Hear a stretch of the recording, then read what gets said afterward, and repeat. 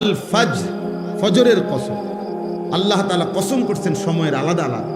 ওয়াল্লাইলি ইদা ইয়াগশা, কসম করছি রাত্রির যখন তা পূর্ণ অন্ধকার হয়।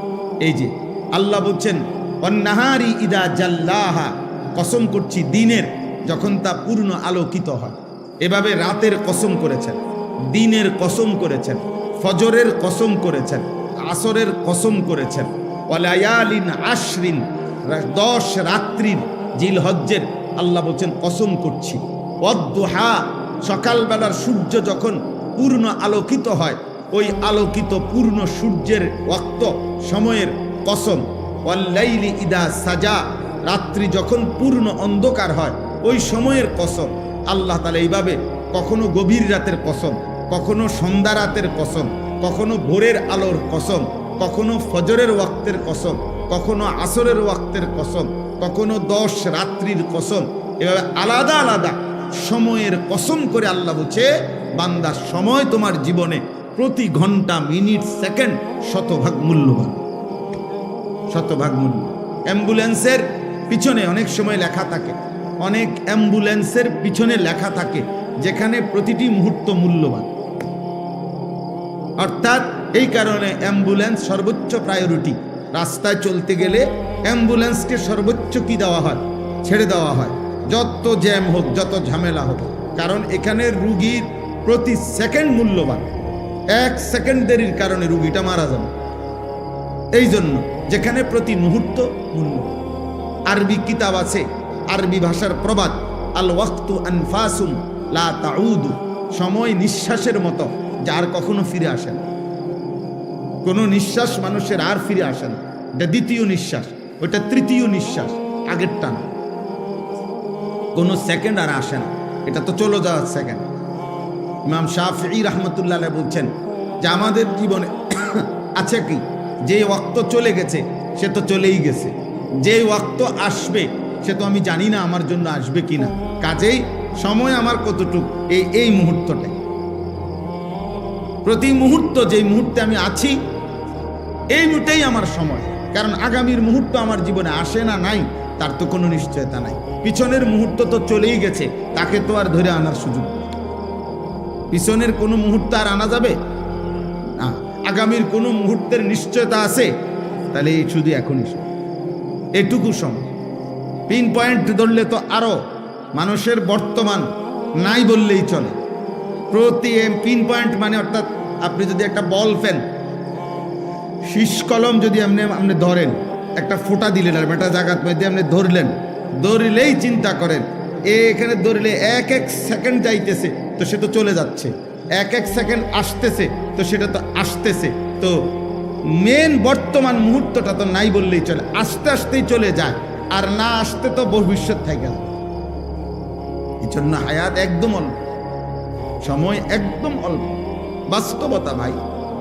ছেলেরা তোমরা যদি বুঝতা, তোমরা যদি বুঝতা, বাবা আপনারাও যদি বুঝতেন, যিনি বৃদ্ধ তাকে আল্লাহ দয়া করেছেন, যিনি যুবক তাকে আল্লাহ দয়া করেছেন, যাকে আল্লাহ হায়াত দিয়েছেন তাকে আল্লাহ তাআলা রহম করছেন। এক একটা হায়াত, এক একটা ঘন্টা আল্লাহ তাআলার দয়া। বান্দা আমি তোমাকে সুযোগ দিচ্ছি। এজন্য কোরআনুল কারীমের মধ্যে আছে প্রত্যেক মানুষের হায়াত কিয়ামতের দিন আল্লাহ তার বিরুদ্ধে সাক্ষী হিসাবে পেশ করবে যে তোমার হায়াতই তোমার বিরুদ্ধে আমি আল্লাহর দেওয়া দলিল। কেন নামাজ পড়তে পারো না? আমি কি হায়াত দেই নাই? কেন আমার জিকির করতে পারো নাই? আমি কি হায়াত দেই নাই? কেন আমার কোরআন তেলাওয়াত করতে পারো নাই? আমি কি হায়াত দেই নাই? এইভাবে আল্লাহ তাআলা বলবেন আওয়ালাম নুআম্মিরকুম, আমি কি হায়াত দেই নাই? আওয়ালাম নুআম্মিরকুম, আমি কি হায়াত দেই নাই? এভাবে আল্লাহ তাআলা বলেন অমান নুআম্মিরহু নুনাক্কিসহু ফিল খালক। আল্লাহ বলেন আমি যাকে হায়াত লম্বা করছি তাকে আমি আল্লাহই পুনরায় আবার প্রথম অবস্থায় ফিরিয়ে আনছি। আফালা তাকিলুন, তোমরা কি বুঝবা না? আল্লাহ তাআলা বলেন তুমি দেখো, বৃদ্ধ মানুষটা তো বৃদ্ধ ছিল না, যুবক ছিল, মজবুত ছিল, আজ আবার বৃদ্ধ হয়ে গেল। এই জন্য দোস্ত প্রত্যেকের এটা উচিত আল্লাহ তাআলা আমাদেরকে আমাদের ঘন্টা, মিনিট, সেকেন্ড, আমাদের হায়াতের কদর করার তৌফিক দান করে। আল্লাহ তাআলা আমাদের সবাইকে কবুল করে নেয়। মাহে রমজান আমাদের সামনে, আমি মাহে রমজানকে সামনে রেখে, রমজান আমাদের সামনে 6টা কথা, ছোট্ট ছোট্ট 6টা বিষয় একটু একটু করে শুধু বলতে চাই, বললেই আমার কথা শেষ। মাহে রমজানে, রমজান মাসে 6টি মোটা দাগের ইবাদত নতুন করে যোগ হয়। আগের সকল ইবাদত সেটা তো আছেই, আগের যত নিষেধাজ্ঞা, হারাম, গুনাহ, এটা তো আছেই। নতুন করে 6টি গুরুত্বপূর্ণ ইবাদত রমজান মাসে যুক্ত হয়। একজন মুমিনের উচিত, আল্লাহ তাআলা যেহেতু আগের সমস্ত ইবাদত এর সাথে রমজানে আরো 6টি ইবাদত যুক্ত করেছেন নতুন করে, অতএব একজন মুমিনের উচিত একথা বুঝা যে রমজান মানেই ইবাদতের জন্য, রমজান মানেই আখিরাতের জন্য, রমজান মানেই নিজেকে গুনাহ থেকে মুক্ত করাবার জন্য, রমজান মানেই ভিন্ন কিছু, রমজান মানেই আলাদা কিছু, রমজান মানেই অনেক কিছু। এক ইমানদারের জন্য, যার আখিরাত দরকার, যার জাহান্নাম থেকে মুক্তি দরকার, যার মূলত জান্নাত দরকার, আর যার এগুলো দরকার নাই, তার কাছে রমজান আর গাইরে রমজান ভিন্ন। রমজান এবং অন্য সময় বরাবর। তার হলো পেশাব পায়খানা, তো এটা তো সব মাসে বরাবর। তার হলো বাদ্যুকা খাওন, তো তার তো এটা বরাবর। তার তো হলো যৌন চাহিদা পূরণ করা, লজ্জাস্থানের চাহিদা, এটা তো সারা মাসে সারা বছর বরাবর। তার জীবন তো হইল খাইছে, ঘুমাইছে, পেশাব পায়খানা করছে, যৌন চাহিদা পূরণ করছে, যখন যেভাবে, হালাল হোক আর হারাম হোক, হালাল নিজের স্ত্রী দেখা হোক আর মোবাইলের নর্তকী দেখা হোক, যেমনে হোক নিজের চাহিদা পূরণ হইলেই হয়েছে। এই যে জীবন, এইটা যাদের জীবন জন্তু জানোয়ারের মতো, তাদের জন্য রমজান কিছুই না, আলাদা কিছুই না। কিন্তু খোদার কসম, যার জাহান্নাম থেকে মুক্তি দরকার, যে বোঝে আমার আল্লাহ আছে, যে বোঝে আমার আখিরাত আছে, যে বোঝে হাসরের ময়দান হবে, বিচার হবে, একদিন আমাকে আমার আমলনামা আল্লাহর সামনে নিতে হবে, আমার জীবনের সমস্ত ভালো মন্দের হিসাব আমাকে দিতে হবে, খোদার কসম ওই ব্যক্তির জন্য রমজান অনেক কিছু, অনেক কিছু। জীবনের পরিবর্তনের একটা বড় সুযোগ। জীবনটা কাজে লাগান, হায়াতটা কাজে লাগান। যুবক ভাই, তোমরাও বদলাও, মুরব্বী বাবা আপনারাও বদলান, পর্দার আড়ালের মা বোনদেরকেও ফেরাবার চেষ্টা করেন, সবাই গুনাহ থেকে ফিরতে চেষ্টা করেন। মাহে রমজানের যখন চাঁদ ওঠে, আল্লাহ নবী সাল্লাল্লাহু আলাইহি ওয়াসাল্লাম বলেন, ফেরেশতা ডেকে ডেকে বলে, ইয়া বাগিয়াল খাইরে আকবি, হে নেক কাজের আগ্রহীরা এগিয়ে আসো, ও ইয়া বাগিয়াশ শাররি আকসির, হে মন্দ গুনাহের কাজের আগ্রহীরা এবার তো থামো। এটা রমজান। মদখোর এবার থামো, নেশাখোর এবার থামো, জুয়ারি এবার থামো, সুদখোর থামো না এবার। বেপর্দা মা, এই মা অটোতে উঠো না, সিএনজিতে উঠো না, ওই বাজারে যাইও না মা, এটা রমজান। জুতা, শাড়ি, প্যান্ট, গহনা, অলংকার অন্য মাসে কিনো, এ মাসে যাইও না, এটা রমজান, এটা রমজান। থামো তো যুবক ভাই, মোবাইল টিপো না। আহা, ওই দেখেন পিছনে অনেক ছেলে কথা বলে, হায় অপদার্থ জিন্দেগি। কে বলবে, কাকে বলবে, কাকে ফিরাবে, কে ফিরাবে? একজনে কি আর সম্ভব? বাবাদের কোনো হাল ছেড়ে দিছে, মারা হাল ছেড়ে দিছে, অভিভাবকরা হাল ছেড়ে দিছে, সন্তানের পতন দেখতেছে, অধপতন। চুল, চেহারা, আপন ঘরে ঘুমায়া মা বাপ জীবিত, কোনোদিন এক ওয়াক্ত নামাজ পড়ে না, ফজরের নামাজ পড়ে না, সারা রাত মোবাইলে উলঙ্গ ছবি দেখে ব্যর্থ মা বাপ তাকায়া তাকায়া নিজ সন্তানের এই ধস দেখতেছে। আহা, আফসোসের ব্যাপার, আফসোসের। আপন স্বামী নিজের ব্যর্থতার কারণে নিজের স্ত্রীর বেপরদিগি দেখতেছে, কিছুই করতে পারতেছে না, মনে হয় যেন সে ব্যর্থ কাপুরুষ। বউটা ডেলি বেডি, বাজারে যায়, মার্কেটে যায়, রঙ্গরসে হাসে, কথা কয়, টাইট কাপড় পরা, বোরখা নামের একটা টাইট জামা পরে রাখছে, লাল, নীল, হলুদ, কমলা, বেগুনি। স্বামী বেচারা অপদার্থের মতো, অসহায়ের মতো তাকায় আছে। আস্তাগফিরুল্লাহ। এই পর্যন্ত কোন ইমানদারের বউ বেপর্দার সুযোগ দেয় নাই, এই কারণে কোন ইমানদারের বউ যায় নাই। কাপুরুষের বউ যায়। এই পর্যন্ত যত বেড়ি বাগছে আরেক বেড়া লইয়া, আগের থেকেই অপদার্থ যে বেড়া এবাডার বউ ভাগ্যে গেছে। কথা বুঝছেন? দিন যে মানে সে ক্ষতিগ্রস্ত হয় না, ক্ষতিগ্রস্ত হয় না। এজন্য এটা ব্যর্থতার কথা। রাগ হবেন না চাচা, এটা কাপুরুষের কথা। যে অনকার ফোলাফানি শুনে না মানে তো আপনি সিদ্ধান্ত নিয়ে নিলেন। কেমনে সিদ্ধান্ত নিলেন? অনকার পুতে আর কথা শুনে না কেন? সেই পুতে, যে পুতে কথাই শোনে না, আপনার চোখের সামনে আপনার ছেলে নামাজ পড়বে না, একটা সাজদা দিবে না, এত বড় নাফরমান আপনার সম্পত্তি ভোগ করবে, এত বড় নাফরমান আপনার ঘরে খাবে, ঘুমাবে, দুনিয়া ভোগ করবে, আপনি বেঁচে থাকতে এটা মেনে নেবেন কেন মিয়া? আপনার ফুত, আপনার ব্যর্থতা তাইলে এটা। আপনি জীবন চিনেন নাই, আপনি কর্তব্য চিনেন নাই। কর্তব্য তো আল্লাহ বলে দিছে, ওয়ামুর আহলাকা বিসসালাহ, তোমার স্ত্রী সন্তান পরিবারকে নামাজের আদেশ করো, ওয়াসতাবির আলাইহা, পরিবারকে নামাজের আদেশের সাথে সাথে নিজেও নামাজের উপরে মজবুত থাকো। কথা তো ছিল এই। আপনার জিম্মাদারি কি ছিল? আমি আমার স্পষ্ট মনে আছে, আমি আমার আব্বারে প্রায় বলি আমি এ কথা। আমার আব্বারে আমার জীবনে আমি একবার বলছিলাম, পড়ালেখার জীবনে, আব্বা আমি এই মাদ্রাসায় পড়তাম না, আমার এই মাদ্রাসাটা বদলাই দিবেন শুধু।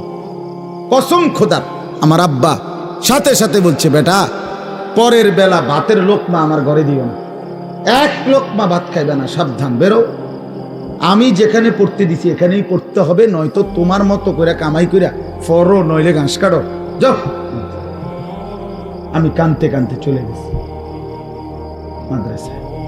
বুঝছি এই বাপ শক্ত বাপ, এই বাপ আসলে ভাত খাইতে দিব না। বাবার সেই কঠোর শাসন, আমার বিশ্বাস আল্লাহ তাআলা আপনাদের সামনে বসবার তৌফিক দিন।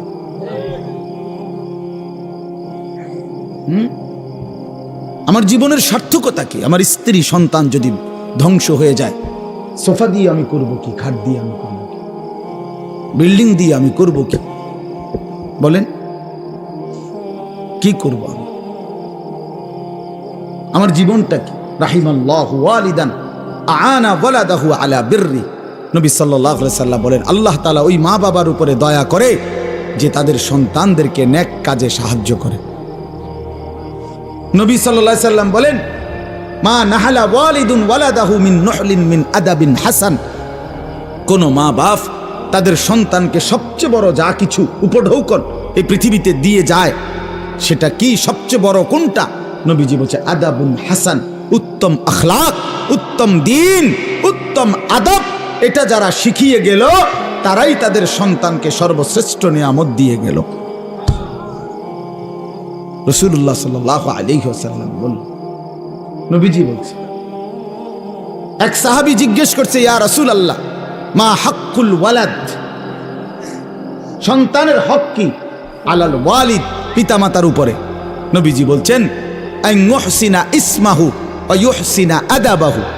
নবীজি বলছে তার প্রথম হক দুইটা, তার জন্মের পরে তার একটি সুন্দর নাম রাখা, আরেকটা হক তাকে উত্তম আদব, উত্তম আখলাক শিখায়। হযরত আলী রাদিয়াল্লাহু তাআলা আনহু বলছেন, কোরআনে আছে, ইয়া আইয়ুহাল্লাযীনা আমানু কু আনফুসাকুম ওয়া আহলিকুম নারা, হে ঈমানদারগণ তোমরা তোমাদের নিজেদেরকে এবং পরিবার পরিজনকে জাহান্নামের আগুন থেকে বাঁচাও। এটা আপনারা শুনছেন না কথা? এটা তো হযরত আলী এই আয়াতের তাফসিরে বলছে পরিবারকে জাহান্নামের আগুন থেকে বাঁচাও কিভাবে? তো হযরত আলী বলছে, আল্লিমুহুম ওয়া আদ্দিবুহুম, তোমরা তোমাদের পরিবারের সদস্যদেরকে কোরআন সুন্নাহর ইলম শিখাও এবং কোরআন সুন্নাহর আদব আখলাক শিখাও, তাইলেই জাহান্নামের আগুন থেকে বাঁচাইবে। যেই মা বাপ, সাফ কথা, আপনারা যারা আপনাদের ছেলে মেয়েকে ছোট্টবেলায় আল্লাহর কোরআন রাসূলের সুন্নাহ থেকে বঞ্চিত করেছেন, কসম খোদার মনে রাখেন হাসরের ময়দানে চূড়ান্তভাবে লাঞ্ছিত হবেন, বেইজ্জতি হবেন, কোটি কোটি হাসরের মানুষের সামনে অপদস্থ হবেন। কার হাতে? কার হাতে লাঞ্ছিত হবেন? আপনার ছেলেটার হাতে, আপনার মেয়েটার হাতে, অন্য কারো বেড়াইতে রাতে না, আমনের ফুতের হাতে। আমনের ফুত, আমনের জি, যাকে আপনি দিন শিখান নাই, নামাজ শিখান নাই, বঞ্চিত করেছেন কোরআন সুন্নাহ থেকে, সে সেদিন আল্লাহর কাছে বলবে, আল্লাহ আজ আমি মা বাপকে বেইজ্জতি করব, ওরা আমারে বরবাদ করে দিছে, আজ আমি জাহান্নামী হলাম ওদের খামখেয়ালির কারণে। 7 বছর বয়সে আল্লাহ আমি কিছুই বুঝতাম না, 6 বছর বয়সে আমি অবুঝ ছিলাম। সেদিন যদি তারা মজবুত সিদ্ধান্ত নিত আমাকে দিন শেখাবে, তাহলে আমার এই ভুল হতো না। রব্বানা গালাবাত আলাইনা শিকওয়াতুনা, কোরআনে আছে জাহান্নামী জাহান্নামের ভীষণ আগুনে উথাল পাতাল ঢেউ খাবে, আর আল্লাহকে বলবে, আল্লাহ আমার এই কপাল মন্দ, আমি দুর্ভাগা কপাল নিয়ে আসছি, আল্লাহ আমার কপালটা মন্দ, আমি করলামটা কি? এত সুন্দর হায়াত কি করলাম, কিভাবে নষ্ট করে দিলাম? অকুন্না কওমান দাল্লিন। আর জাহান্নামী বলবে, আল্লাহ আমি এক পথভ্রষ্ট গ্রুপের, সম্প্রদায়ের এক পথভ্রষ্ট গ্রুপ, নাফরমান গ্রুপের অন্তর্ভুক্ত ছিল। আমি যাদের সাথে চলতাম ফিরতাম, ওরা বিড়ি খাইতো, মদ খাইতো, গাঁজা খাইতো, সুদ খাইতো, ঘুষ খাইতো, কথায় কথায় গাইল লাইতো, নারীর ছবি, নাচ গান, নর্তকীর ছবি, উলঙ্গ দৃশ্য দেখত। আল্লাহ আমি ভালো মানুষ পাই নাই, কোনোদিন একটা ভালো মানুষের ছোঁয়া পাইনি, ফলে আজ আমি ধ্বংস হয়ে গেছি। উত্তম সঙ্গী অনেক বড় নিয়ামত। আমার ড্রাইভার আমার এই সারা জীবন, যে 5 বছর সে আমার গাড়ি চালায়, আমি যতবার তারে চলার পথে নামাজের কথা মনে করাইছি, আমার চাইতে কমপক্ষে 1000 বার বেশি সে আমারে মনে করে। ঠিক এই 5 ওয়াক্ত নামাজের জন্য তার খেয়াল জামাত ধরার প্রতি আমার চাইতে 100 গুণ বেশি, 100 গুণ বেশি। আলহামদুলিল্লাহ, আল্লাহর দয়া, আল্লাহর দয়া। আমি তো মনে করি আল্লাহ পাকের মেহেরবানি, এই বছর এই যে আগামী শুক্রবার আমার উমরার ফ্লাইট, সেও যাবে আমার সাথে। বলছে আমি কেমনে যাবো, আমি কেমনে যাবেন চাইবেন, কেমনে যাবেন আল্লাহ ব্যবস্থা করবো। সে যাবে ইনশাআল্লাহ, তারও ফ্লাইট আমার সাথে, আমার শায়েখের সাথে। এই জন্য বললাম, জাহান্নামী বলবে, আল্লাহ আমি ভালো মানুষ পাই নাই। যুবক ছেলেরা আফসোস করবে এই অসৎ বন্ধুর জন্য, যে তোমারে নারীর ছবি, নাচ গান আর বিকৃত হাসি দিয়ে নষ্ট করে দিছে। তোমারে কোনো মেয়ের সাথে লাইন করায় দিছে, তোমারে কোনো জুয়ার আড্ডায় শিখায় দিছে, তোমারে কোনো মদের আড্ডায় নিয়ে গেছে। মাথা নোয়াইও না, মাথা নোয়াইলে কি লাভ হবে? আমার থেকে বাঁচে গেলে তো লাভ নাই, আল্লাহর থেকে বাঁচবে কিভাবে সেটা ভেবে দেখে। আমি তো এমনিই চলে যাব, একটু পরে আমি চলে যাব না, আপনারা আপনাদের পথে চলে যাবেন না, তো কে কার কাছে আটকায়? কিন্তু আল্লাহর কাছে। এই জন্য আজকে রমজান সামনেই, আমরা সবাই মিলে নিয়ত করি আমরা বদলাবো ইনশাআল্লাহ। মান লাম ইয়াদা কাওলা যুর ওয়াল আমালা বিহি ফালাইসা লিল্লাহি হাজাতুন আন ইয়াদা তাআমাহু ওয়া শারাবাহু। নবী সাল্লাল্লাহু আলাইহি ওয়াসাল্লাম বলেন, যে ব্যক্তি রমজান পেল, রোজা রাখলো, অথচ মিথ্যা কথা, মিথ্যা আচরণ, অন্যায়, অশ্লীলতা, চুরি, ডাকাতি, গুনাহের আচরণ ছাড়তে পারলো না, রাসূল বলেন, হায় নাফরমান, তোমার এই খাদ্য আর পানীয় থেকে বিরত থাকার কোনো প্রয়োজন আল্লাহর কাছে নাই। আল্লাহ ভাতের অভাবে, পানির অভাবে তোমারে রোজা রাখতে বলে নাই, তোমারে জান্নাত দেওয়ার জন্য রোজা রাখতে বলছিল।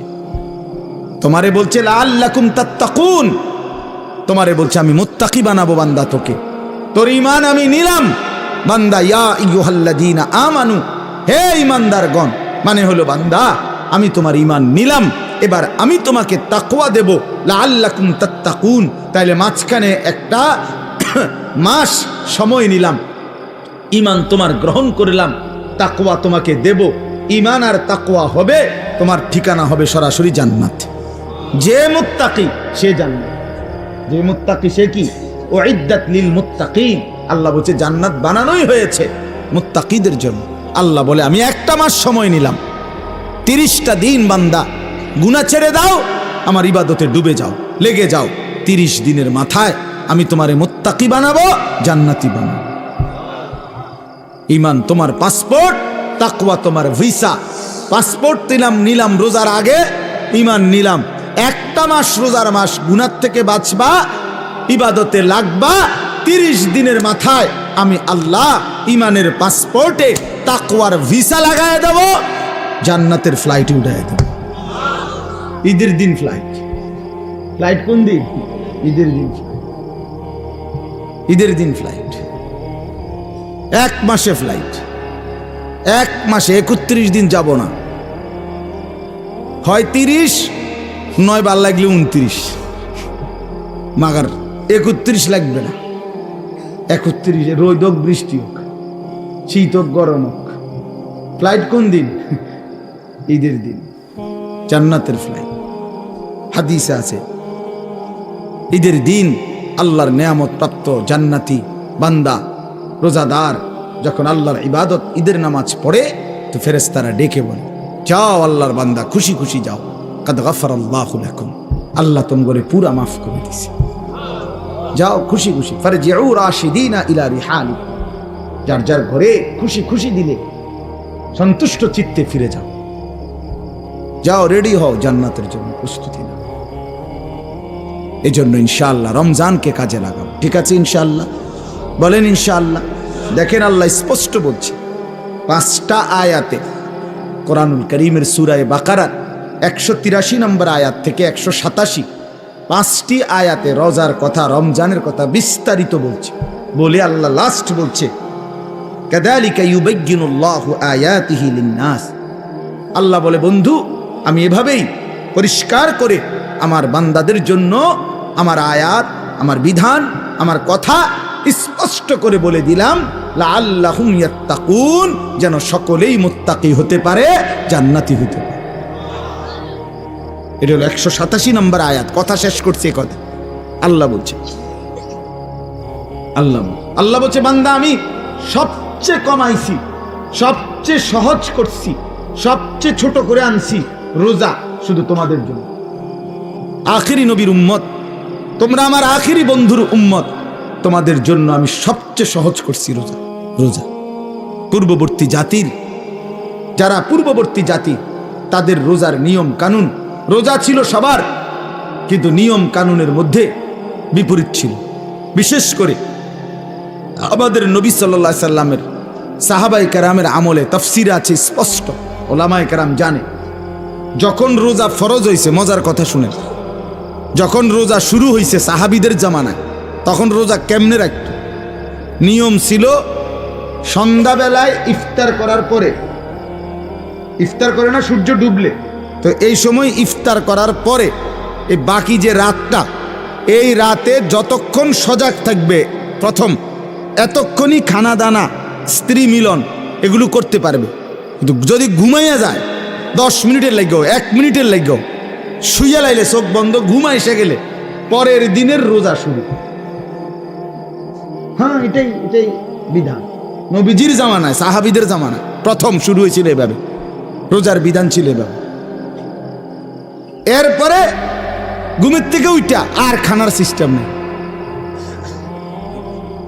এক সাহাবী হযরত কাইস ইবনে সারমা আনসারী সাহাবী, উনি এরকম সারাদিন রোজা রাখছে, রাইখা সন্ধ্যাবেলা ইফতারের টাইমে ঘরে আসছে।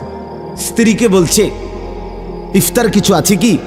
স্ত্রী বলছে, কিছুই নাই ঘরে, আপনি একটু অপেক্ষা করেন, বসেন, আমি পাশের বাড়ির থেকে কিছু খাবার বা কিছু নিয়ে আসি। স্ত্রী গেছে পাশের ঘরে, কিছুটা তাদের কাছ থেকে খাবার ধার নিয়ে ঘরে আসছে। আয়সা দেখে ওনার স্বামী সারাদিন ক্লান্তিতে মেহনত করে আসছে, একটু কাইত হয়েছিল, ঘুমায়। এখন স্ত্রী তো ঘুম থেকে জাগায় বলতেছে, ইন্নালিল্লাহ, আপনার তো রোজা শুরু হয়ে গেছে।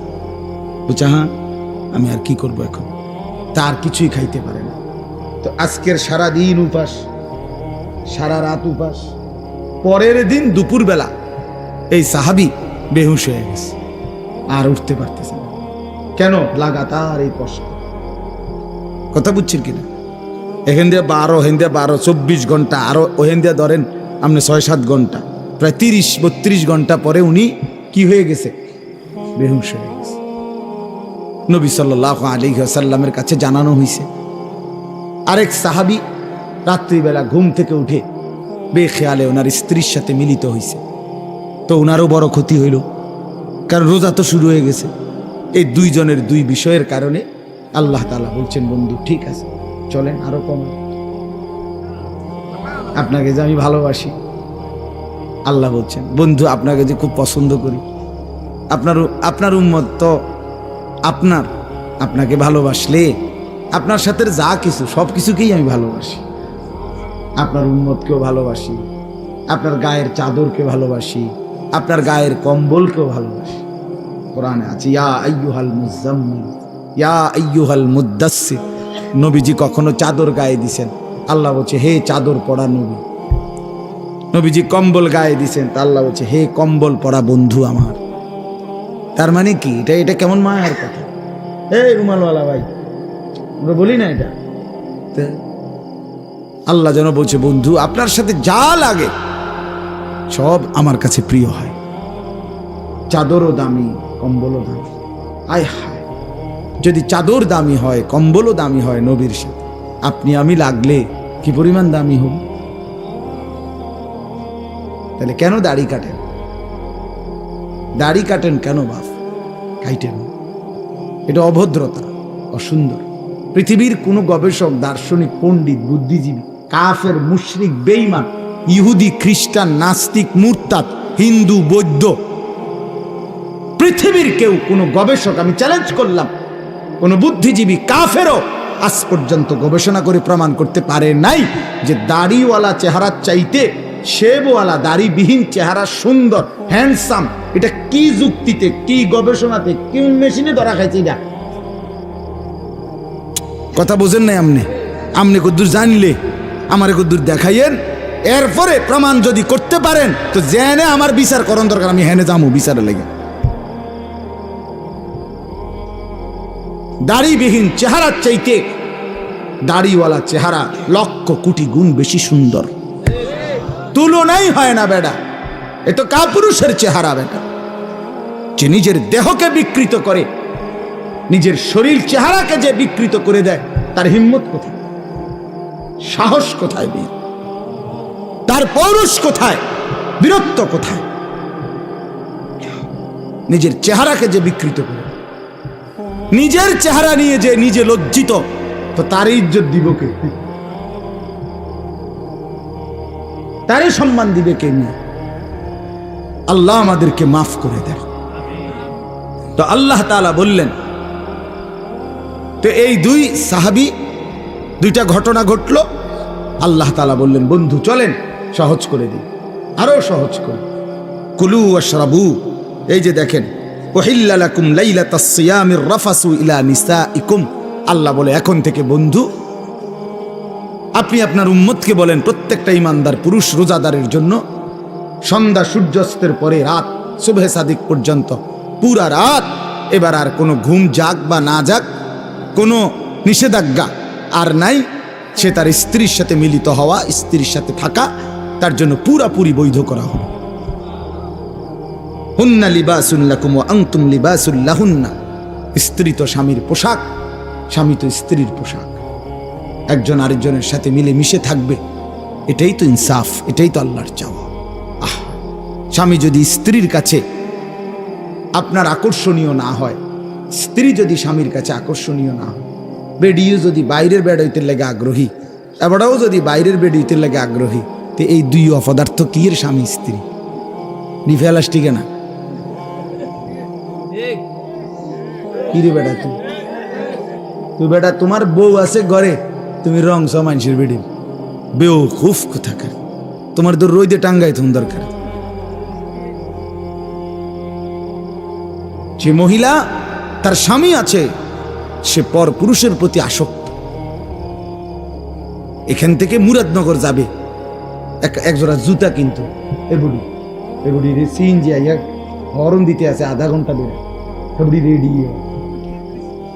হ্যাঁ রেডি, আগো বাইরন না না রাখো না, রেডি হইতেছে, এগুলি রেডি হয়। এই পাউডার ডলতে আছে, ফেয়ার অ্যান্ড লাভলি ডলতে আছে, মেকআপ ডলতে আছে।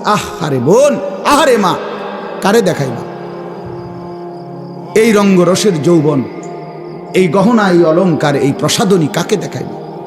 কাকে দেখাইবার জন্য 1 ঘন্টা ধরে সাজলা? রাস্তার ওই লম্পট বখাটে যে তোমারে দেখে অবৈধ কল্পনা করে, অশ্লীল কামনা করে সে, অথচ নিজ স্বামী বেচারা যদি বলে কদ্দুর কাপড় সোপড় কদ্দুর বদলাইয়া সুন্দর করে পাউডার টাউডার বা কদ্দুর সুন্দর করে ভালো হইয়া থাকো, স্বামীর সামনে আসো। হ্যাঁ বেড়া কথা কয় দে, বেড়া বাত রাইনতে রাইনতে জান শেষ, কথা কইতে তো সুন্দর লাগে। এই দিছে বেড়ার যায় জামাইয়ের 14 গোষ্ঠী উড়াই দিছে, জামাইয়ের কপালে ভালো কাপড়, ভালো প্রসাদনী কিছুই জোটে না, জোটে রাস্তার বখাটের কপালে। আস্তাগফিরুল্লাহ, আস্তাগফিরুল্লাহ, আস্তাগফিরুল্লাহ। আল্লাহ আমাদেরকে মাফ করে দেন। আল্লাহ বলেন এর জন্য কি চমৎকার কথা, হুন্না লিবাসুল লাকুম ওয়া আনতুম লিবাসুল লাহুন। আল্লাহ বলে স্ত্রীরা এ তো স্বামীর পোশাক, স্বামী এ তো স্ত্রীর পোশাক, মিলেমিশে একাকার। সুবহানাল্লাহ।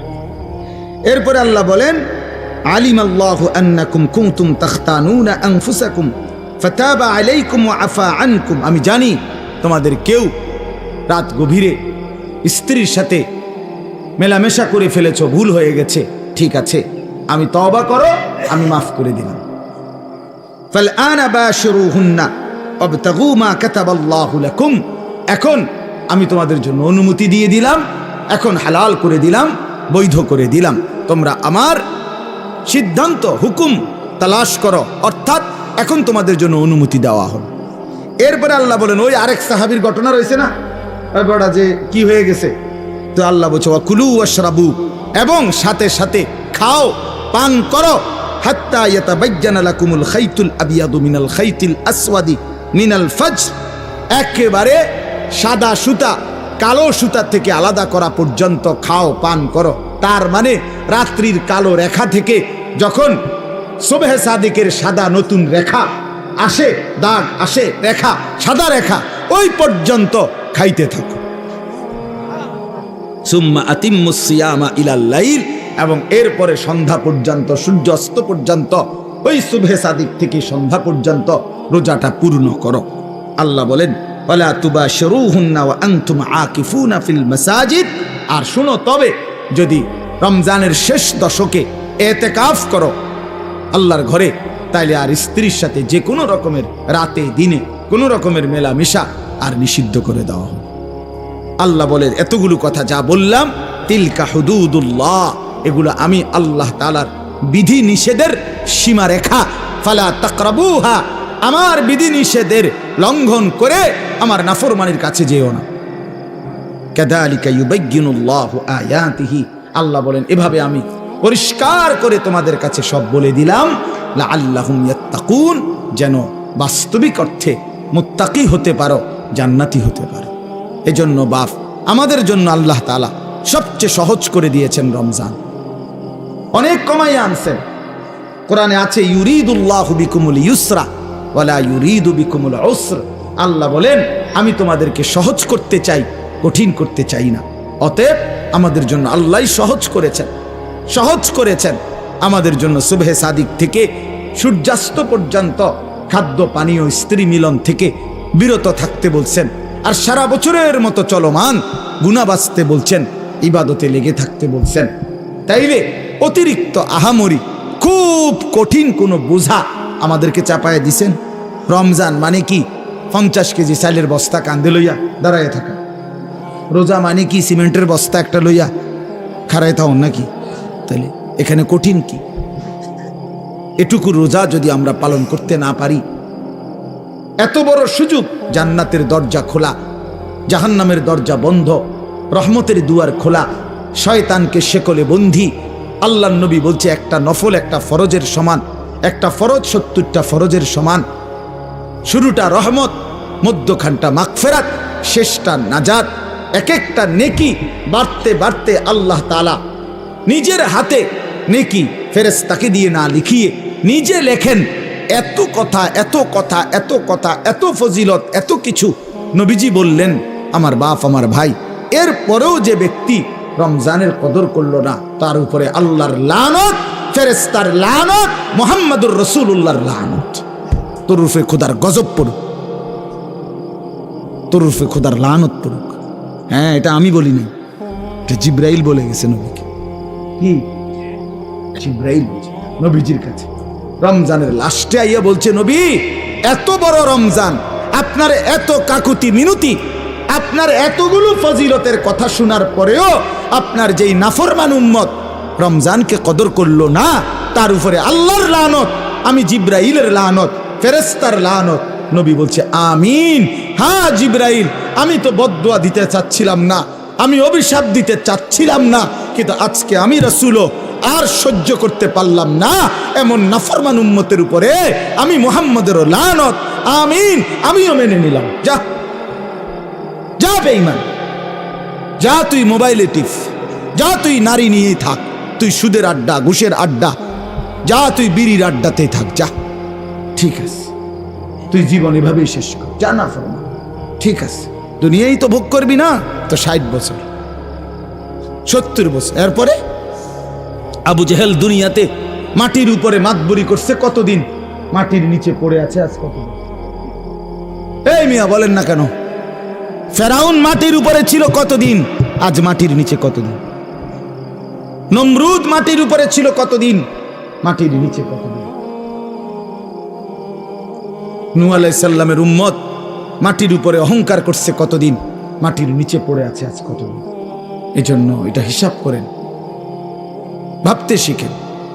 ছেলেরা তোমাদেরকেও বললাম, একটা ছেলেও যদি বোঝে আলহামদুলিল্লাহ, না বুঝলেও আমাদের কোনো হতাশা নাই, কারণ ফেরিওয়ালার কোনো হতাশা নাই। ফেরিওয়ালা তার পণ্য বিক্রি হোক বা না হোক, সে ফেরি করতেই থাকে, ফেরিওয়ালা বলতেই থাকে। ফেরিওয়ালা তার পণ্যের নাম ঘোষণা দিতে বিরতি দেয় না, সে বলতেই থাকে বালতি বালতি, মানে যেটা তার মাল বেচবে ওইটা সে বলতে। সে জানে তার প্রতি ডাকে কাস্টমার আসে না, আসে, কিন্তু সে তবুও যে জানে যদি 200 বার ডাকার পরে একটা কাস্টমার আসে, এজন্য ফেরিওয়ালা হতাশ হয় না। এই জন্য আল্লাহর পথে যারা ডাকে তাদের কোনো হতাশা নেই, তারা ফেরিওয়ালা বলতেই আছে, বলতেই আছে। আল্লাহ তাআলা আপনাদেরকে তৌফিক দেন, কবুল করেন। এই মাদ্রাসা মসজিদ আল্লাহ তাআলা যেন কবুল করেন। আপনাদের কাছে বিনীত অনুরোধ, রমজানকে কাজে লাগান, বলেন ইনশাআল্লাহ। আল্লাহর ঘর তাওয়াফের জন্য, আল্লাহর ঘর জিয়ারতের নিয়ত করেন। রমজানের শেষ 10 দিন ইতিকাফের নিয়ত করেন। বেশি বেশি আল্লাহর জিকির, তাসবিহ, তেলাওয়াত, দোয়া, কান্নাকাটির মধ্যে কাটাবেন, আর বিশেষভাবে গুনাহ থেকে বাঁচবেন। যুবক ছেলেরা তোমাদেরকে আবারও বলছি, হায়াতের এই সুন্দর সময়টা, যৌবনকাল নষ্ট করো না। আবারও বলছি, বাপ বিশেষভাবে বলছি, তুমি নষ্ট হইলে, তুমি পইচা গেলে পৃথিবীর কিচ্ছু হইতো না। পৃথিবীর সূর্য ডুবে, চাঁদও ডুববে, শুধু তুমি বাদ পড়ে গেলে আর কি। কেউ মরলে পৃথিবীর কিচ্ছু হয় না, কথা বলেন না কেন? রাস্তায় অ্যাক্সিডেন্টে যে লাশ পড়ে আছে, তো বাকি সিএনজি গাড়ি সব গাড়ি চালানোই বন্ধ করে দেয় না। কারো হাতে সময় নেই, আমনের লেগে বইয়া তাওনের টাইম কারো নেই, সবাই সাইডে দিয়ে কাইটা কাইটা সব গাড়ি চলে যায়, কারো হাতে সময় নেই।